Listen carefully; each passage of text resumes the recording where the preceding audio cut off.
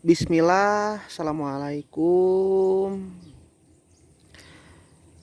Saya doakan semoga kita senantiasa selalu ada dalam kesehatan, dalam kelancaran, dalam segala aktivitas, apapun aktivitasnya itu.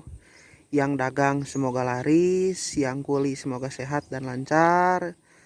Pokoknya segala lah, segala jenis aktivitas, apapun jenis aktivitasnya itu teman-teman. Nah, seperti saya dan kembali di seputar pertanian dan di budidaya bawang daun, teman-teman. Nah, tidak ada waktu pasti kapan perlakuan tanaman yang kita budidayakan itu siap dieksekusi, baik itu pembelian pupuk NPK, pembersihan dari gulma dan lain sebagainya, karena akan beda di setiap situasi dan kondisi.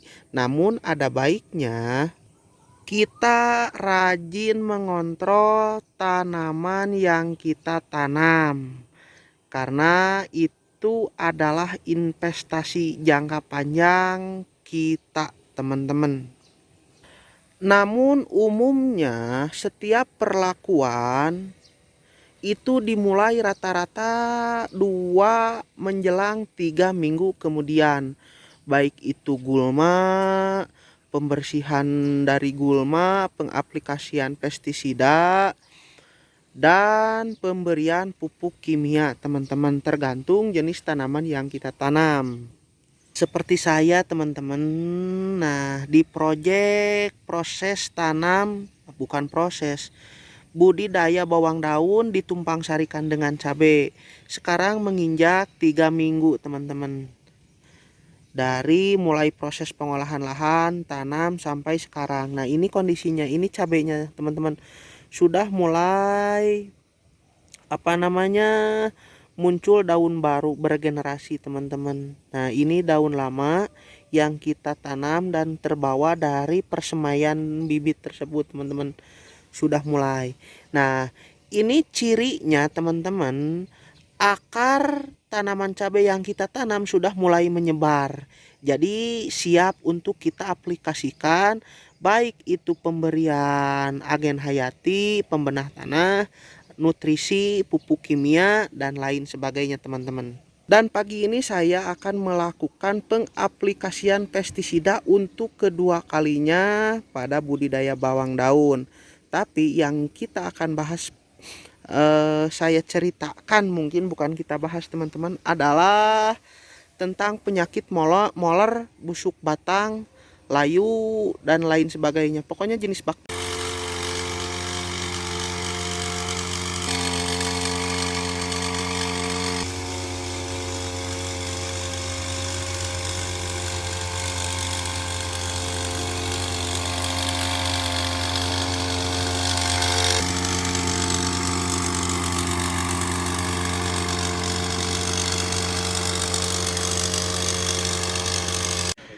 Alasan kenapa saya jarang sekali menyebut merek dagang, teman-teman, tentu saja alasannya simpel-simpel aja dan lebih sederhana. Tapi lebih sering menyebut bahan aktif mankoseb, teman-teman. Alasannya lebih ke fungsional dan situasi kondisi, karena tidak akan pernah sama, teman-teman. Salah satu contoh di sini mungkin mankoseb yang tersedia itu Diptan, mungkin Megatan, atau bahkan mungkin Indotan. Tapi di tempat-tempat mungkin tidak tersedia adanya mankoseb merek Sidajeb, Pungo, dan lain-lain, teman-teman. Itu alasan pertama dan lebih kuat. Yang penting itu pertama, teman-teman, jelas asal usul perusahaan yang mengeluarkan pestisida tersebut. Seperti di sini perusahaannya BASF. Ini takut tumpah. Prima Karya.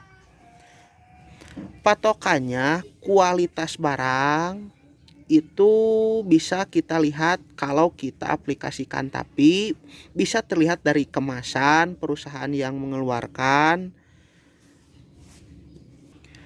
dan jumlah petugas pestisida yang disebar oleh para vendor perusahaan tersebut. Ini teman-teman, jika ada yang bertanya, ini PPC, ini oplosan lambda-sihalotrin dan abamectin, ini perekat teman-teman. Alhamdulillah nemu teman-teman. Nah, jadi seperti ini teman-teman. Ini jelas penyebabnya adalah bakteri teman-teman. Bakteri. Nah, penyebabnya bakteri. Yang disebabkan pertama dari kelembaban tanah tempat kita bercocok tani. Juga bisa faktor bawaan bibit dari tanah atau lahan sebelumnya. Juga bisa diakibatkan kurangnya unsur hara pada tanah akibat pemakaian pupuk kimia yang berlebihan teman-teman. Nah, salah satu penyebabnya itu, beberapa penyebabnya itu. Nah, alternatifnya kita untuk pengobatannya teman-teman itu sampai sekarang belum ada obatnya. Jadi kalau sudah begini ya kita ikhlaskan. Tapi sebenarnya teman-teman, penyakit moler atau layu ini teman-teman, baik layu bakteri ataupun layu fusarium itu bisa dicegah. Nah, dimulai dari fase pengolahan lahan, pensterilisasian lahan dulu teman-teman, pemberian kapur dan lain sebagainya.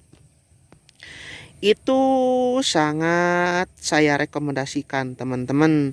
Baik pengaplikasian H2O2 dengan kandungan 50% dengan tingkat konsentrasi 2 sampai 3 mili per liter air, sampai ke pengaplikasian agen hayati baik trichoderma, pembenah tanah. Pokoknya merek dagang bebas teman-teman, lebih komplit, lebih jelas perusahaan yang mengeluarkan. Pokoknya asal usulnya, istilahnya bibit, bebet, bobotnya itu jelas, itu akan lebih menjamin dan terpercaya teman-teman. Nah, saya lebih merekomendasikan jika teman-teman di sebelum-sebelumnya banyak yang bertanya, "Bang, penyakit moler, Bang, kenapa bawang daun saya tiba-tiba kuning?" Dengan pokoknya ciri fisiknya seperti inilah. Dimulai dari daun menguning, terus sedikit-sedikit kuning, batang tiba-tiba melembek dan roboh seperti ini. Itu tandanya bakteri. Jelas pengobatannya itu saya tidak bisa berani jamin 100%, tapi 50-50 teman-teman, 50-50. Dimana sebenarnya untuk penyakit ini saya ulangi, tidak ada atau belum ada obat yang bisa memulihkan atau 100% bisa mengobati teman-teman, tapi bisa dicegah. Salah satunya penggunaan trichoderma. Adapun dosisnya teman-teman itu lebih banyak lebih baik, dan kita ulangi setiap 1 bulan 1 kali teman-teman. Walaupun yang tertera pada kemasan itu cukup diaplikasikan 1 kali teman-teman, tapi saya rekomendasikan ulangi setiap 1 bulan. Itu akan menekan bakteri yang terdapat pada sekitaran bawang daun yang terkena penyakit moler ini teman-teman.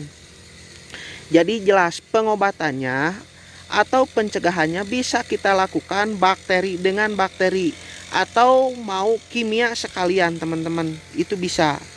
Nah sebentar, berisik. Adapun cara dan waktu aplikasi teman-teman itu kita sesuaikan dengan situasi kondisi mana yang lebih ringan, lebih ringkas, lebih singkel, dan lebih padat waktu teman-teman.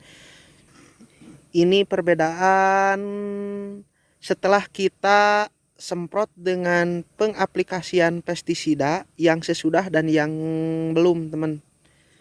yang sudah kita semprot dan yang belum. Balik ke laptop teman-teman. Jadi bisa kita langsung aplikasikan si trichoderma tersebut dengan cara dikecor atau ditabur teman-teman.